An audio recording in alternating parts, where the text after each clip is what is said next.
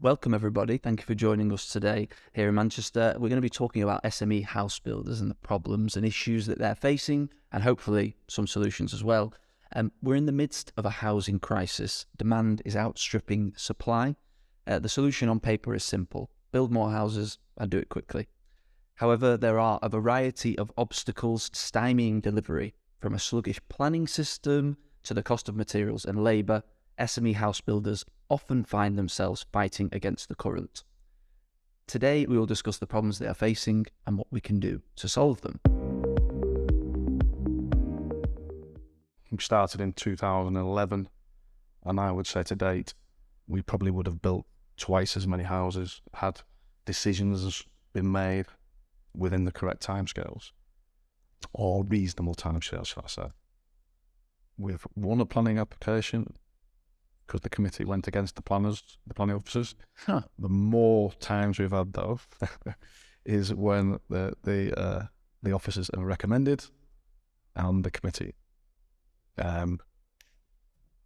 refuses, and actually some of the times in those you've no idea why, and then you're in the appeal process. The one thing I would change with the planning system is you need to depoliticise it. The second most one, or the immediate one, is our inability to deliver, build them in time because of partly pandemic, etc. But the availability of labour and the availability of certain materials has been very frustrating. I never thought I'd be defending local authority, but one of my observations has been I have to run multiple businesses, and if I look at our peers in the local authority who are running the planning departments, they've got to do an exceptional amount of work for the statutory fees that they pay on an application, and that's where, in terms of where you look at quality, value, service, cost, the cost is so low that if I was trying to run that as a business, it would fail. I've now been drawing comparisons to the circumstances we now find ourselves in, to the last time we found ourselves in this kind of pause moment. But actually, the parameters are very, very different. So people are sat at home. People previously were sat at home wanting to do something, and their incomes were propped up, and there was that support. In this instance, it's almost the opposite in terms of people's incomes being more and more strained. Material prices are all over the place. Having a subcontractor or a trade contractor to submit to a price sort of in 12 months' time, where you might be ready for them as a house builder is very difficult. So, knowing the cost of your build when you start and put a spade in the ground is at this market is almost impossible. The construction output levels are still quite high at the minute. And maybe we see a bit of a pausing of some jobs, but hopefully it is just a pausing, and construction output will stay steady, and then the market will stay reasonably similar to it is now. I want to talk, before we go into solutions, and I promise we are getting there, about apprenticeships a little bit, because one of the interesting things that came out of this survey was that the number of apprenticeships had dropped, especially in the north. That's right, isn't it, Dan?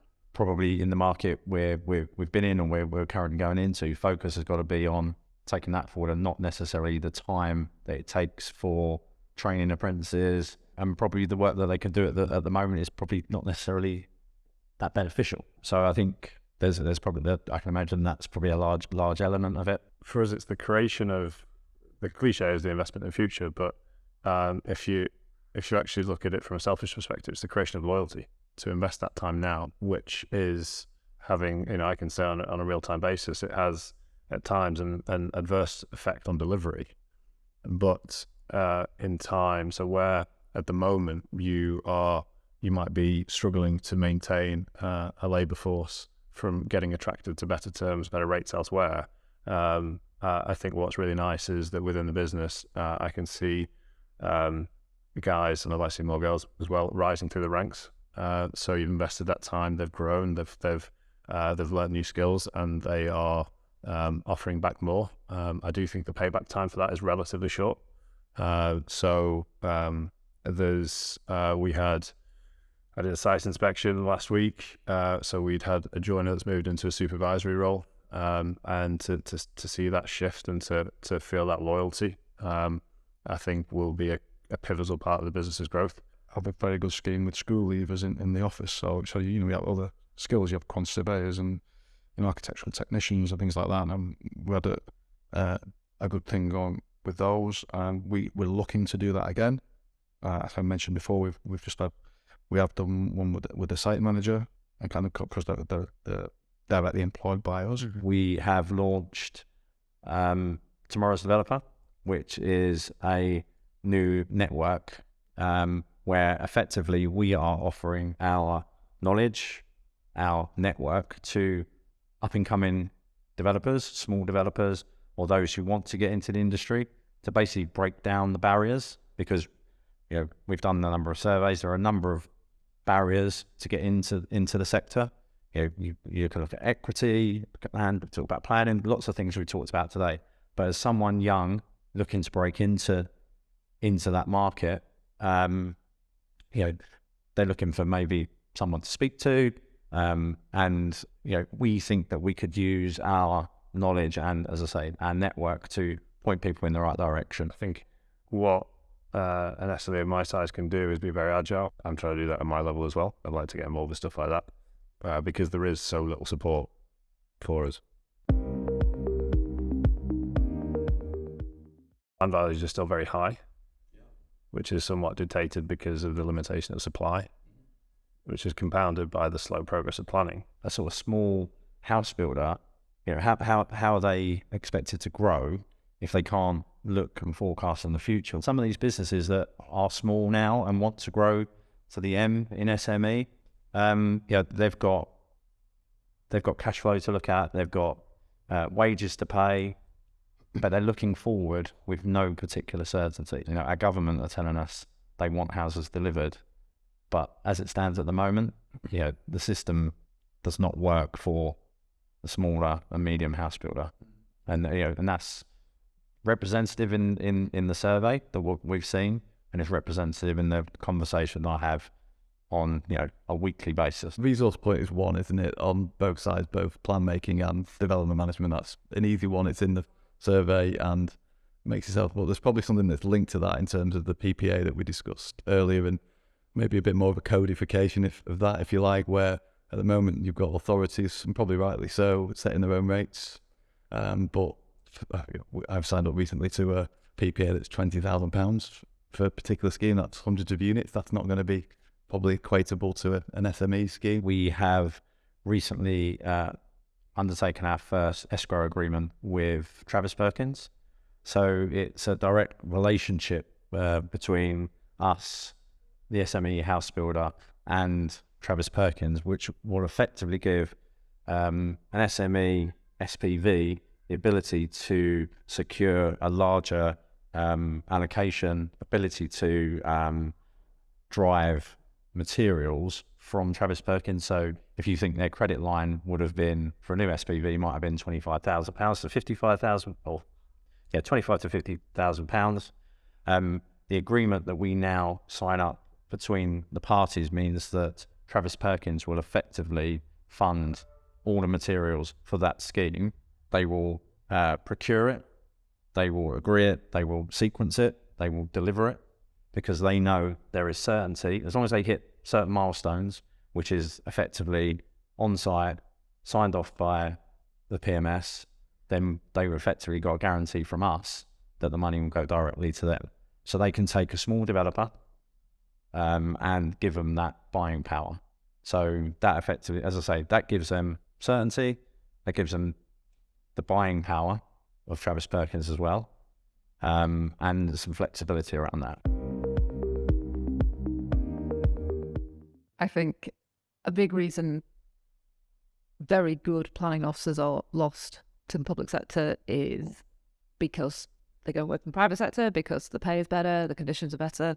I think if you look at what's happening with public finances at the moment, and you look at what's ring-fenced in a local authority's budget, there's not going to be very much left over. There isn't at the moment, but it's probably only going to get worse in terms of what's left over to finance the planning. if you're generally drawing viability evidence to a planning application, whether that's for affordable housing purposes or something else, then it generally further delays it, because you've got to get an independent party in to vet your submission, which you'd like to hope is foolproof, but that needs to be undertaken, and that generally delays things by up to 6 months. So there's no short-circuiting that process. I think one of the big issues with greenbelt and even non-greenbelt land that might be suburban or on the fringes somewhere, and this connotation about land banking is actually, if I asked a question about promotion before, that local plans, there's at least 20 in the UK at the minute, or in England at the moment, which are just paused with no certainty on when they go, and there's no recourse on that scenario, i.e. there's no way of getting that plan back re-engineered. Our authority is probably pushing the boundaries too far, the question mark there. So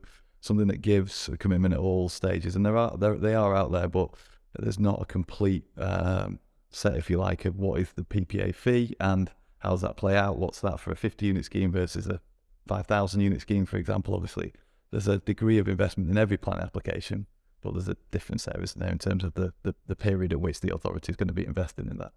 So they would be my two to start with. And then if PINs can draw something in as per the Rosewell inquiry to hearing and written reps, because at the moment the appeal process for that gives far too much uncertainty. It can be 18 months on something that's generally more straightforward than an inquiry, and yet the timescales are longer. It's difficult to maintain confidence if the planning system takes too long, if there is a concern about whether the funding is going to be available during that period. So I think if there's anything that, the sector can do as a whole, it's really think of ways to maintain and boost the confidence in delivery. I think if you can have more local control of a bigger pot of money, and it can be used effectively to get things like places for everyone properly moving, I think then that could be more targeted on the SME market than perhaps some of the very big national government schemes, which have those targets but don't always hit those targets. The leader of the government and their approach to fiscal policy will hopefully is already giving the market a lot more confidence, and hopefully the sort of expectations in terms of where interest rates might go, cost of mortgages, etc., will actually reverse, and we can maybe see inflation kept under control, because it felt like a period of time that everything was against the industry, and it's an industry that's very important for GDP for this country. The biggest issue at the moment is confidence. Think of ways to maintain and boost the confidence in delivery. The public sector can help.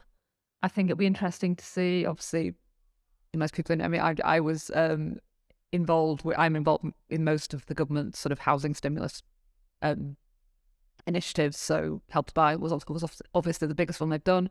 That came to an end at the end of last month. It has been tapering off, so it's not been quite so significant in the market. I think it's reasonable to expect at some point in the next year or two, government will come up with something else, because they always do, mitigate against what's going on with the high street lenders, because I think that is causing people to pause. But then I think also how you can support the money coming in, particularly the institutional investment side, because that's certainly what we're seeing from our clients at the moment.